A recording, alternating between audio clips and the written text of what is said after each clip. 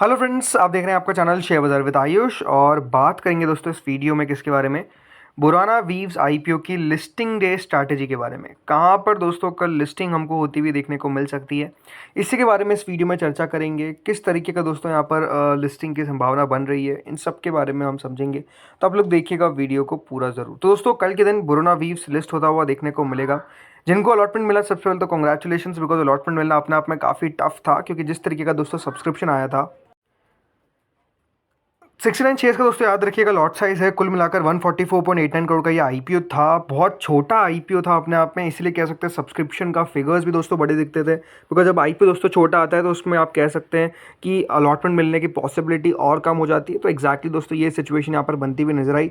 सबसे पहले एक बार सब्सक्रिप्शन देखते हैं, उसके बाद दोस्तों बात करेंगे लिस्टिंग की क्या संभावना बन रही है। तो जब भी दोस्तों हम बात करते हैं लिस्टिंग की, तो सबसे पहले तो हम ये देखते हैं कि कितना सब्सक्रिप्शन आया था specifically from the QIB category. तो देखिए क्यूआईबी यहाँ पर उतना पैसा नहीं लगाया, ओनली 85 टाइम्स जो है वो क्यूआईबी पोर्शन सब्सक्राइब होता है, विच इज़ ऑलमोस्ट 3717 करोड़। इससे ज़्यादा पैसा अगर आप देखेंगे तो एच एन आई कैटेगरी ने लगा दिया था करीबन 237 गुना, विच इज़ ऑलमोस्ट 5159 करोड़, जिसमें big H N I category की तरफ से 239 टाइम्स आया था, तो स्मॉल एच एन आई की तरफ से 232 टाइम्स। रिटेल कैटेगरी भी दोस्तों कहीं पीछे नहीं थी, 200 गुना रिटेल पोर्शन जो है वो सब्सक्राइब होता हुआ देखने को मिला, क्लोज टू 2905 करोड़। टोटल मिलाकर कंपनी को 147.85 टाइम्स यानी करीबन 11,782 करोड़ रुपीस रिसीव होते हुए देखने को मिले। यानी आप समझ सकते हैं कि इशू को ओवरऑल सब्सक्रिप्शन तो बढ़िया दिखा, क्योंकि मोर देन 100 टाइम्स है, कुल मिलाकर 11,780 करोड़ है। तो सब्सक्रिप्शन वाला पॉइंट पे दोस्तों कंपनी सही बैठती है कि कंपनी को सब्सक्रिप्शन अच्छा मिलता हुआ देखने को मिला। बट हाँ, ये बात भी सही है कि देखिए क्यूआईबी कैटेगरी उतना ज़्यादा पैसा नहीं लगा पाई इस आईपीओ में जितना लगा सकती थी। दूसरी चीज़ पे बात करते हैं वो है दोस्तों कंपनी के फाइनेंशियल्स। देखिए बुराना वीव्स की अगर आप फाइनेंशियल्स की बात करते हैं तो कंपनी ने पहले साल यानी 2022 में जो नंबर्स थे वो 42 करोड़ का रेवेन्यू करती है, अगले साल 135 करोड़ का रेवेन्यू करती है, उसके अगले साल 199 करोड़ का रेवेन्यू करती है। यानी अगर आप कंपनी के रेवेन्यू को देखेंगे तो लगातार आप नोटिस करेंगे कंपनी की ग्रोथ शानदार नजर आ रही है। और अब दोस्तों जब कंपनी ने अपने नंबर्स रिपोर्ट करे फॉर द 9 मंथ्स यानी 31 दिसंबर 2024 तक, तो 215 करोड़ का रेवेन्यू ऑलरेडी कंपनी रिपोर्ट कर दिया है। इसका मतलब ये है कि पिछले साल के नंबर्स को तो ऑलरेडी कंपनी दोस्तों बीट कर चुकी है। अब ये देखना होगा कि कंपनी इस साल टोटल कितना रेवेन्यू करती है।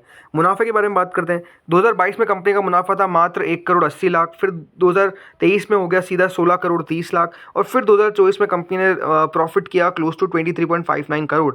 अभी दोस्तों जब कंपनी नंबर्स रिपोर्ट करने वाली है अपने आखिरी क्वार्टर के, उससे पहले कंपनी का जो प्रॉफिट है वो क्लोज टू 30 करोड़ हमको पहुंचता हुआ देखने को मिल चुका है। तो कंपनी की ग्रोथ काफ़ी शानदार देखने को मिल रही है, इसमें कोई डाउट नहीं है। और प्रॉफिटेबिलिटी भी कंपनी की काफ़ी शानदार है। इसीलिए जो कंपनी के परफॉर्मेंस इंडिकेटर्स है, यहाँ पे आप देखेंगे रिटर्न ऑन इक्विटी 49.45% का है, रिटर्न ऑन कैपिटल एम्प्लॉयड 27.42% का है, कंपनी का पैट मार्जिन है 11.85 का।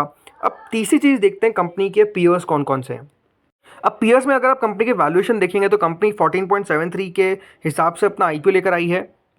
लेकिन जब हम बात करते हैं पीयर्स की, तो ये बात ध्यान रखिएगा, इसका कोई एग्जैक्ट मैचेबल पेयर नहीं मिल पाता है, ये भी अपने आप में एक प्रॉब्लम है। बट अब कुछ और इंपॉर्टेंट बात है आपको बताता हूँ कंपनी के बारे में, देन सीधे हम बात करते हैं लिस्टिंग पे। सो देखिए सबसे पहले तो जिनको नहीं पता है, बुराना वीव्स, यह बात ध्यान रखिएगा, एक टेक्सटाइल मैन्युफैक्चरिंग कंपनी है।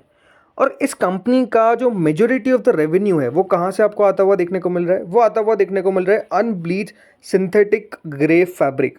ये बात ध्यान रखिएगा, ये जो सेगमेंट है इससे कंपनी का मेजर रेवेन्यू जनरेट होता है, ऑलमोस्ट 84% का। 84% ऑफ द रेवेन्यू जो है वो जनरेट आपको सिर्फ इसी से होता हुआ देखने को मिल रहा है। तो आप समझ सकते हैं कितना इंपॉर्टेंट है कंपनी के लिए ये सेगमेंट, बिकॉज 84% रेवेन्यू जो है वो कंपनी जनरेट करती हुई देखने को मिल रही है। और 84% अगर कंपनी कोई रेवेन्यू जनरेट कर रही है एक सेगमेंट से, तो उसका इंपॉर्टेंस अपने आप में बहुत हाई है। बाकी का 16% कहाँ से करती है, तो ये बात ध्यान रखिएगा, बाकी का 16% जो आता है उसमें से जो 14% है वो दोस्तों आता हुआ देखने को मिलता है पीटीवाई यार्न, राइट। इसके अलावा दोस्तों कंपनी जो है वो याद रखिएगा एक नई फैसिलिटी डालने वाली है, और इस फैसिलिटी का इंपॉर्टेंस इसलिए है बिकॉज इससे कंपनी का 48% जो मैन्युफैक्चरिंग कैपेसिटी है वो बढ़ जाएगी। यानी आप समझिए कितना बड़ा इंपॉर्टेंस होगा इस फैसिलिटी का। जहाँ पे कंपनी जब इस फैसिलिटी को डालेगी तो इससे कैपेसिटी में 48% का इंक्रीमेंट आपको देखने को मिलेगा। और कंपनी ने बताया कि ऑपरेशन ऑलमोस्ट दिसंबर 2025 के आसपास हो जानी चाहिए, तो उसमें ज़रूर अभी टाइम है, बट ओवरऑल हाँ ये है कि इस साल के अंदर हो जाना चाहिए। इसके अलावा अगर आप देखेंगे तो बहुत सारे इंपॉर्टेंट पॉइंट्स यहाँ पर आपको नहीं मिल पाते हैं, क्योंकि अभी कंपनी आती हुई नजर आई है। इसके अलावा कंपनी की स्ट्रेटेजिक लोकेशन ज़रूर है, क्योंकि देखिए टेक्सटाइल से कंपनी रिलेटेड है और सूरत के अंदर काम करती है, तो वहाँ पर अपने आप में आप समझ सकते हैं काफ़ी ज़्यादा शानदार बाजार है, बाजार मार्केट है, तो डिमांड वहाँ पर अच्छी देखने को मिलती है, अपॉर्चुनिटीज़ वहाँ पर काफ़ी अच्छी नज़र आ जाती है, जो अपने आप में बढ़िया है। अब आते हैं दोस्तों लिस्टिंग पे कि कहाँ पर लिस्टिंग हो सकती है। अब ये बात ध्यान रखिएगा, देखिए लिस्टिंग में 216 रुपये का इसका प्राइस बैंड है। अब ये बात इंपॉर्टेंट है कि देखिए जो आईपीओ है वो अपने आप में स्मॉल है।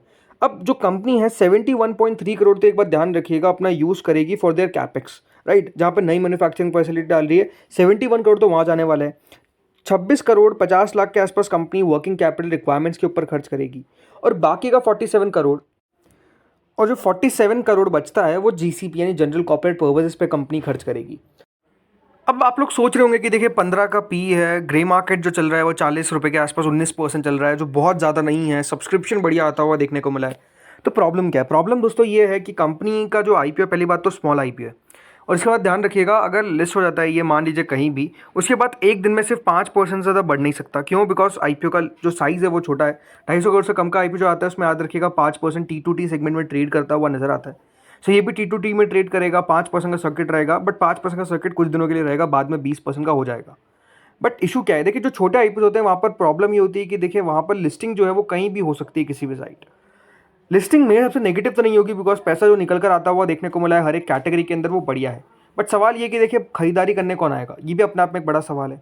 कंपनी अपने आप में देखिए मुझे कोई बहुत ज़्यादा दिक्कत नहीं नज़र आती है, कंपनी में ज़्यादा प्रॉब्लम नज़र नहीं आती है, बट वही है कि दोस्तों अभी साइज़ छोटा है, इसीलिए लिस्टिंग के बारे में एग्जैक्ट कहना कि हाँ इसी पर लिस्टिंग होगी।